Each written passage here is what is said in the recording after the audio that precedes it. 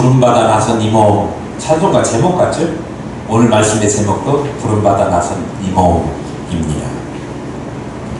오늘 본문의 말씀은 하나님께서 아브라함을 부르셨어요. 하나님께서 아브라함을 부르셨던 사실과 그리고 하나님의 부르심을 받은 아브라함이 순종해서 자기가 살던 고향 땅 거기를 떠나서 또 친척을 떠나서 하나님이 가라 지시하는 그런 곳으로 갔습니다. 하나님이 약속하신 땅에 들어간 사실을 오늘 본문이 보여주고 있습니다. 하나님의 부르심을 받은 하나님의 사람들, 그런 사람들이 어떻게 해야 하는가를 아브라함의 행로를 통해서 살펴볼 수 있는데요. 누구에게나 아브라함처럼 하나님께서 이 땅에 보내시면서 사명을 주시는 하나님의 부르심이 있다라고 하는 사실입니다. 오늘 1절 말씀에 보니까 여호와께서 아브라함에게 이르시되, 아브라함으로 바꿔지기 전에 아브라함이에요 지금. 아브라함에게 이르시되 그랬습니다.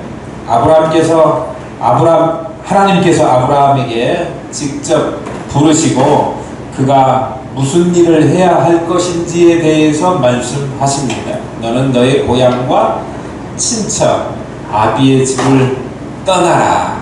내가 내게 보여줄 그 땅으로 가라. 이렇게 말씀하셨습니다. 부르시고 해야 될 일을 알려주신 것이지요. 이 땅에 태어난 우리 모든 사람들에게는 해야 될 일들을 하나님께서 다 주시고 삶의 목적을 주셨는데 그것이 각 사람에게 하나님께서 주신 사명이라고 하는 거예요. 그래서 내가 하나님께로부터 받은 사명이 무엇인지 아는 것은 매우 중요합니다. 자신의 삶의 목적을 어디에다 두고 살아야 되는지에 관한 것이니까요.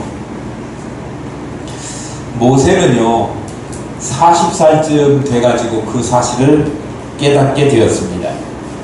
원래 히브리 민족의 사람인데도 불구하고 요차조차 해가지고 그가 바로의 공주의 품에서 자라날 수 있게 되지 않았습니까? 양자로 들여서 이집트 왕자로서 살았어요. 이집트 왕자로 살면서 애굽의 학문, 애굽의 지식, 애굽의 문화, 또 애굽 궁중의 모든 것들을 다 몸에 익혔습니다. 정치도 또 살아가는 그들의 삶의 방식도 고관들과 교제하면서 자기가 왕자로서 누릴 수 있는 것을 누리면서 살다 보니 내가 애굽 사람이구나 라고 착각할 정도로 그렇게 애굽에 젖어 있었습니다. 나름대로 애굽에서 왕자 대접을 받았으니까, 공주 밑에서 양자가 되어서 살았으니까 내가 애굽에서 이제 장차 뭔가 한 자리 차지할 수 있을 것이다 라고 하는 야망을 가졌을지도 모릅니다. 그런데 그가 40이 되었을 때 이스라엘 민족을 애굽에서 탈출시키려고 하는 하나님의 그 부르심, 하나님께서 주신 사명, 그걸 깨닫고 바로의 공주의 아들이라고 불리워지는 그 칭호를 거절하고 도리어 하나님의 백성과 함께 고난받겠다 자처해서, 그래서 잠시 죄악을 누리면서 낙을 누리는 것보다는 그리스도와 함께 능욕을 받고 고난받는 그 길을 택하는, 그가 삶의 목적을 그렇게 정했다고 하는 것입니다. 사명을 깨닫는 것 매우 중요하죠. 모세가 자기의 사명을 깨닫게 되었습니다. 모세뿐만이 아닙니다. 성경에 나오는 모든 선지자, 모든 사도들 하나님께서 부르실 때 그에게 사명을 주셨고, 그 사명을 깨닫고 난 다음에 그가 사도로 선지자로 부름을 받아서 그 일을 잘 감당했는데, 사명을 깨닫고 난 다음에 모든 귀한 것들보다 자기의 사명을 귀하게 여기고 그리고 하나님께 충성하며 어떠한 어려움에도 개의치 않고 담대하게 살아나가게 된 것입니다. 사도 바울 보세요. 사도행전 20장에 보면 보라 이제 나는 성령의 매임을 받아 예루살렘으로 가는데 저기서 무슨 일을 만났는지 알지 못하노라. 오직 성령이 각 성에서 내게 증거하여 결박과 혼란이 나를 기다린다 하시니 나의 달려갈 길과 주 예수께 받은 사명 곧 하나님의 은혜의 복음 증거하는 일을 마치려 하면은 나의 생명을 조금도 귀한 것으로 여기지 아니하노라. 그렇게 각오를 다졌던 것입니다. 사도 바울이 죽음을 각오하고 생명도 아깝게 여기지 않겠다고 하고 자기에게 주신 그 사명을 감당하기 위해서 나선 것입니다. 하나님의 부르심을 따라서 나선 것이 아브라함이었고 또 하나님의 부르심을 따라서 나선 사람이 바로 사도 바울이었습니다. 무슨 일을 하든지 이 사명을 인식하고 사명감을 알고 일하는 데에 보람이 있고 그리고 의미가 있고 유익이 있습니다. 아브라함은 하나님으로부터 오늘 부르심을 받았습니다. 여호와께서 아브라함에게 이르시되 말씀을 주시고 하나님의 음성을 주셨습니다. 아브라함은 이제 그 하나님의 부르심에 의해서 하나님의 사명자로 자기의 맡겨진 일을 하기로 하나님께서 지시한 일을 하기로 한 것입니다. 자기 생각에 의해서 한 것이 아니라 하나님께서 하라 하시는 대로 하나님의 지혜에 인도되어 그렇게 살게 된 것입니다. 우리는 먼저 하나님께서 우리에게 보여주시는 것을 바라보고 그 비전을 따라가고 들려주시는 말씀을 똑똑히 들어서 하나님의 부르심에 모두 다 응답하시는 사명자들 되시기를 소망합니다. 개인이든 국가이든 교회든 다 이 부르심이 분명해야 무슨 일이든지 해 나갈 수 있다고 생각합니다. 이 부르심이 분명하면 어떤 일이 있어도 그 어려움을 능히 이겨낼 수 있는 것입니다. 여러분들은 하나님께서 어떤 일로 부르셨습니까? 우리 교회는 하나님께서 어떤 일로 불러 세웠습니까? 하나님께서 우리 교회를 통해서 하시고자 하는 그 목적을 위해서 순종하며 사명 감당하는 우리 모두가 될 수 있기를 축복합니다. 그런데요, 우리가 하나님의 부르심을 따라서 사명을 감당하는 데 있어서 그 사명 감당하는 길이 쉬울까요? 어려울까요? 쉽지 않습니다. 여러분 잘 아시는 것처럼 오늘 아브라함이 하나님의 부르심을 받았을 때 그때의 나이가 75세였습니다. 물론 그 당시는 요 사이보다 좀 더 많이 오래 살던 시대였기 때문에 좀 차이가 있으리라고 짐작은 되지만 어쨌든 75세면 노인축에 속하는 노년기에 접어든 때였습니다. 그런데 그때까지도 아브라함에게는 자식이 없었습니다. 모든 생활을 모든 부양은 이 아브라함이 해야 했었고 그러니 이 딸린 가족들을 이끌고 자기 살던 고향 땅 동네를 떠나서 다른 곳으로 간다. 오늘날로 말하면 이민을 가는 거예요.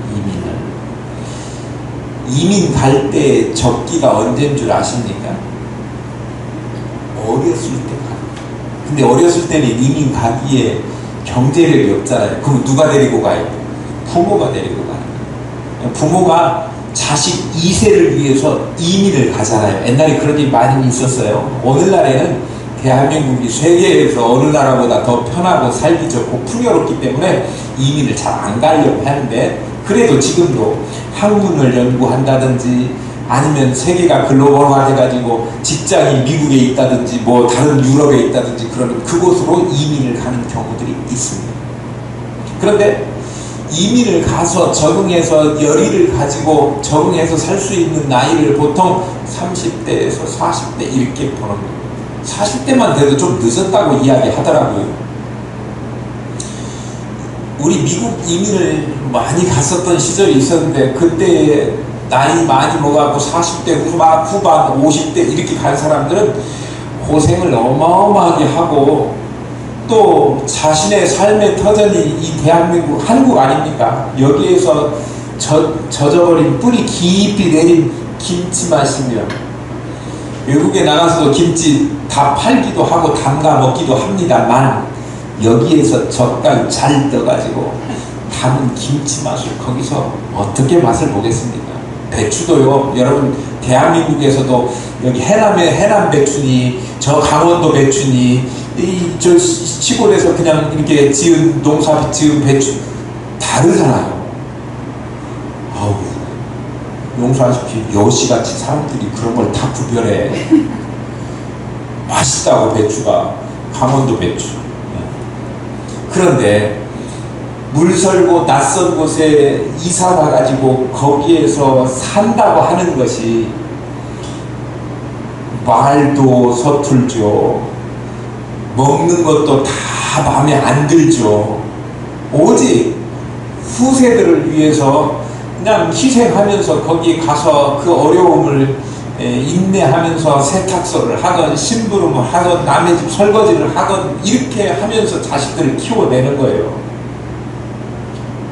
부모의 희생 덕택에 자녀들이 잘 되고 언어도 아주 모국어인 것처럼 그렇게 해서 나중에 자기의 살 길들을 또 삶의 터전을 그곳에서 자리 잡고 그렇게 경쟁하면서 당당하게 살아갈 수 있는 자녀들로 만드는데 젊을 때 20, 30대면 그게 정말 가능하고 그다지 어렵지 않을 수 있어도 75세의 나이에 살던 곳을 내려놓고 그 다음에 물설고 낯선 땅으로 가는 것 자체가 오늘날처럼 비행기 타고 휙 날아갈 수 있는 것도 아니고 갈대와 우르를 떠나서 그 사막길 광야길 가면서 그렇게 고생해서 자기가 알지도 못하는 목적지를 향해서 나아간다고 하는 것 자체가 대단한 모험인 거예요.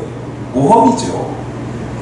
어울려 살던 고향 떠나 여러 가지 위험이 도사리고 있는 여행길을 아브라함이 왜 갔죠? 하나님께서 사명자로 부르셔서 길을 떠나게 돼요. 사명자의 길은요 힘들어요. 사명자의 길이 쉽다고 생각하지 마시기를 바래요. 사명자의 길은 쉬운 길이 아닙니다. 모험이 부름받아 나선 사람들 가는 길은 모험의 길이에요. 앞일을 다 우리가 알 수 있습니까? 모릅니다. 앞일이 무슨 일이 일어날지 어느 길로 하나님께서 우리를 인도하게 하실지 무슨 일을 만나게 하실지 몰라요. 그러나 사명자는 그 어려운 길을 가는 데 있어서도 주저하지 않고 가라 할 때 가고 멈추라 할 때 멈추고 그리고 그 모험의 길을 가는데 뭐가 있기 때문에 그래요? 우리를 부르셔서 가라 할 일 맡겨주시는 사명자로 세워주신 그분이 어떤 하나님이시라고 하는 사실을 우리가 분명히 믿기 때문에 우리가 고생스러운 길을 간다고 하더라도 하나님께서는 반드시 우리로 하여금 좋은 것 주실 것이라고 분명하게 믿기에 신실하신 하나님께서 우리를 나쁜 것도 또 좋지 않은 길로 인도하시는 것이 아니라 선한 길 인도하시고 좋은 것 주시려고 한다고 하는 사실을 분명히 믿기에 어려운 길, 모험의 길이라도 하나님의 지시대로 명령대로 따라가는 거예요.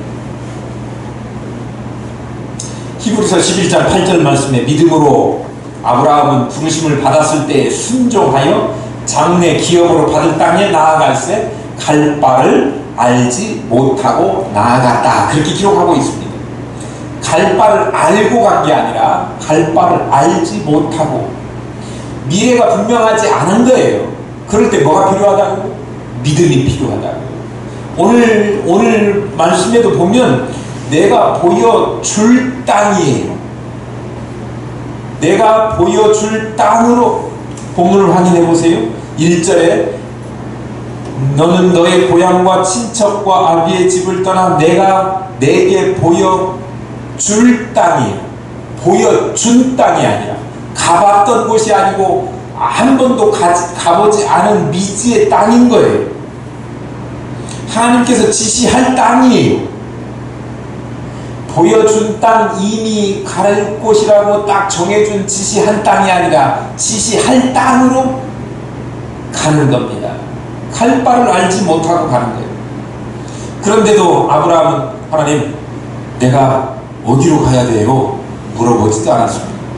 하나님께서 인도하시는 대로 가겠다, 어디든지 가겠다 라고 하는 결의가 있었는데 하나님을 믿는 믿음에서 그것이 비롯되었다고 생각합니다. 오늘 4절 말씀에 보니까 이에 아브라함이 여호와의 말씀을 따라갔다. 뭐였다는 얘기예요? 고향을 떠났다 라고 하는 이야기입니다. 5절에도 아브라함이 그 아내 사라와 조카 롯과 하란에서 모은 모든 소유와 얻은 사람들을 이끌고 떠났다. 하나님 떠나라고 하니까 떠났다. 6절에 아브라함이 그 땅을 지나갔다, 통과했다는 얘기예요. 그리고요 8절에 보니까 거기서 베델 동쪽 산으로 옮겨 장막을 쳤다. 9절에도 보니까 점점 남방으로 옮겨갔더라. 하나님께서 가라고 하니까 어딘지 딱 알지도 못하는데 가라고 하는 대로 과정마다 하나님 인도하시는 대로 그렇게 나아간 거예요. 하나님이 지시한 대로 있던 곳을 떠났습니다. 아무런 미련도 없이 떠났습니다. 떠나는 것이 쉬운 일이 아니라고 하는 것 말씀드렸습니다. 사도 바울도요, 부름받았을 때 그 전에 있던 모든 것을, 그것이 명예가 됐던, 그가 학문적인 업적이 됐던 간에 이 모든 것을 분토처럼, 고상한 말로 김푸지, 배설물처럼 여기고, 그리고 주님을 따라 나선 것입니다. 주님을 따라 나서는 길이 자기가 소유한 학문적인 업적이나 지적인 거나 이런 모든 것보다, 소유한 것보다 더 고상한 줄 알았기 때문입니다. 떠나라고 하는 의미가 뭐예요? 자기가 지금까지 좋아했던, 귀하게 여겼던 모든 것을 다 버리고 주 예수보다 귀한 것은 없다라고 그렇게 마음을 바꾸고 그렇게 삶의 자세, 태도를 바꾸는 것을 이야기하는 거예요.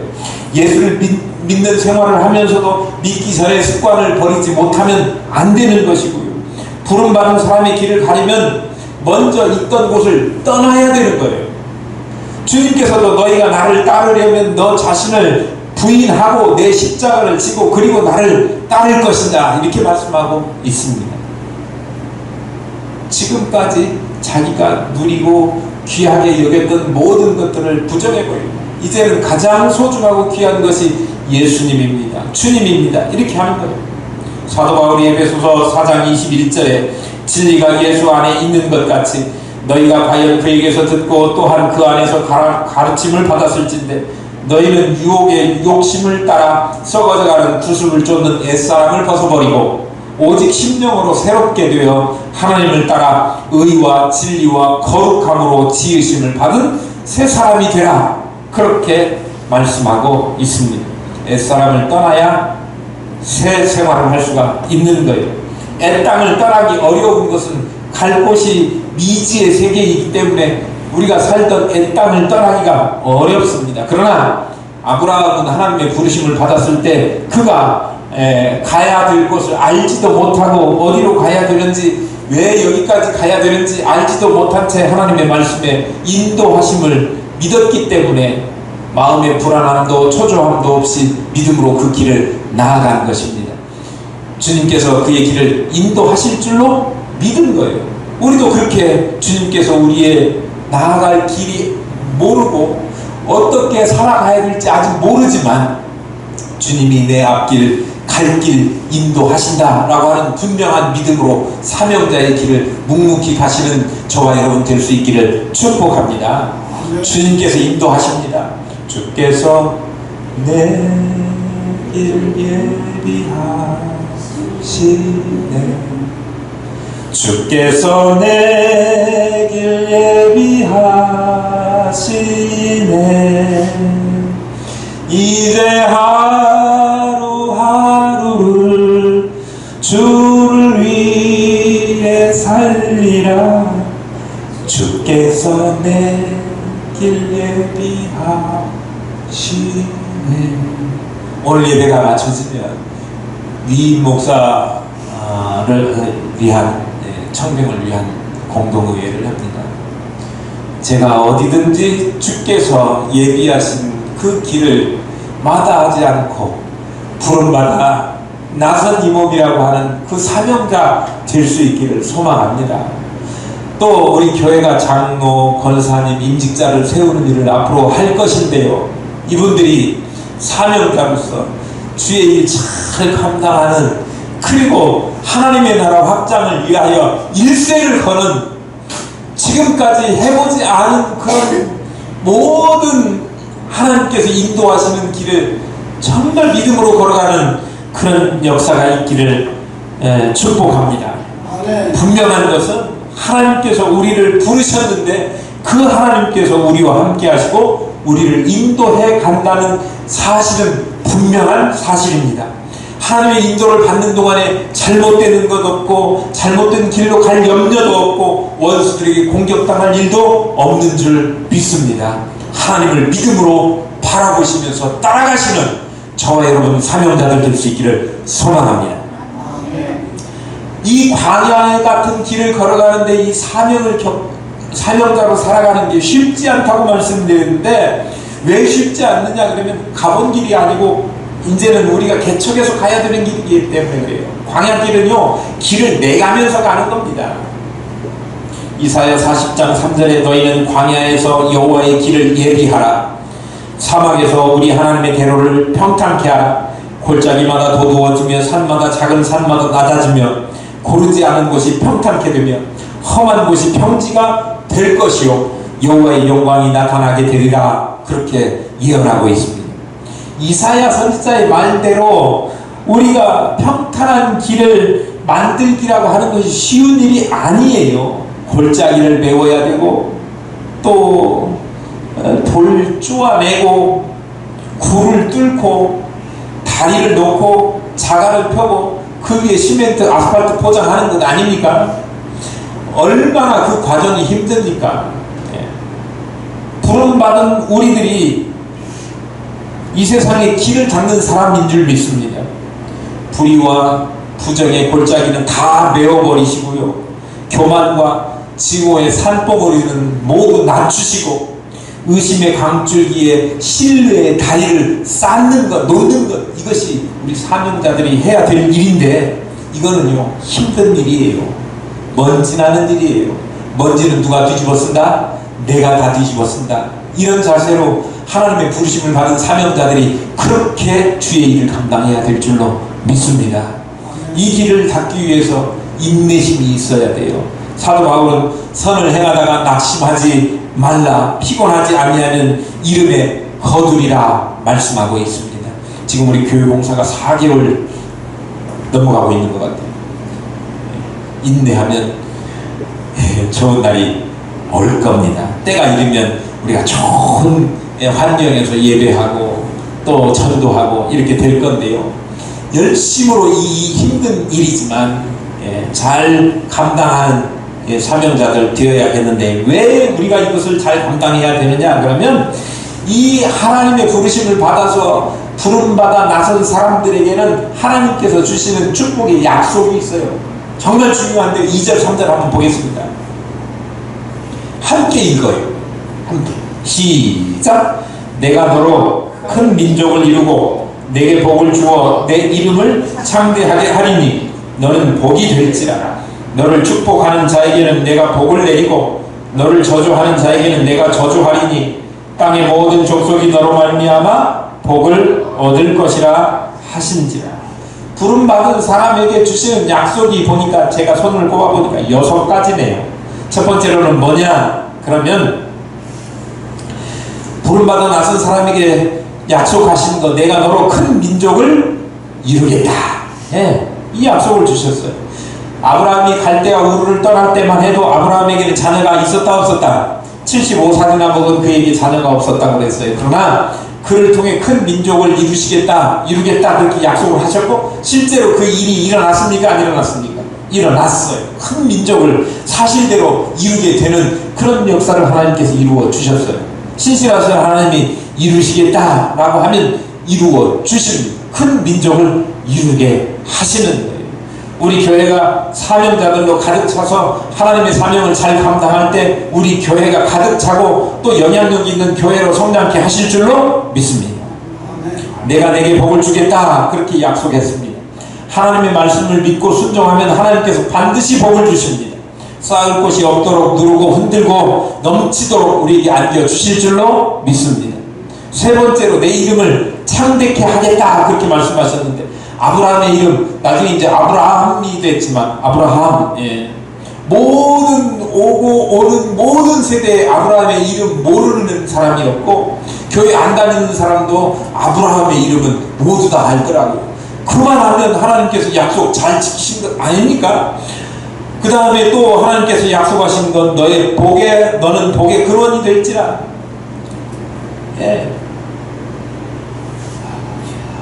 선한 사람, 이런 사람들이 나라에 많으면 그 나라가 복을 받은 거죠.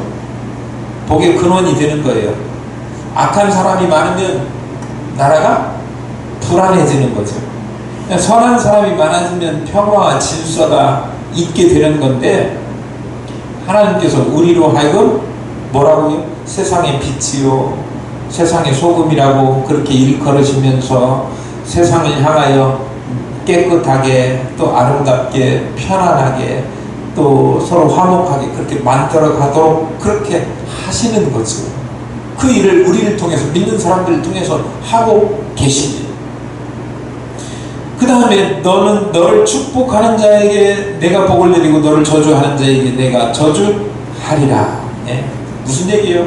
하나님이 딱 우리 편 돼가지고 나 해코지하면 하나님이 나에게 잘하는 사람에게는 그 사람에게 복을 준다, 이런 이야기예요.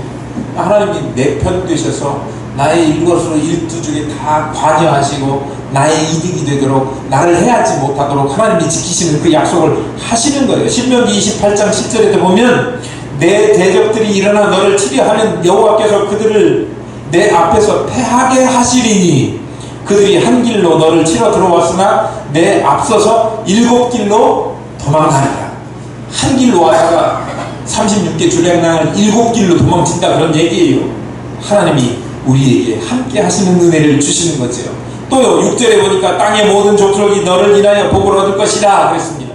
우리가 부족하지만 하나님의 축복의 손에 우리가 붙들리면 우리를 통해서 모든 사람이 복을 받게 되는 축복의 통로가 되도록 하나님이 은혜를 주신다고 하는 거예요.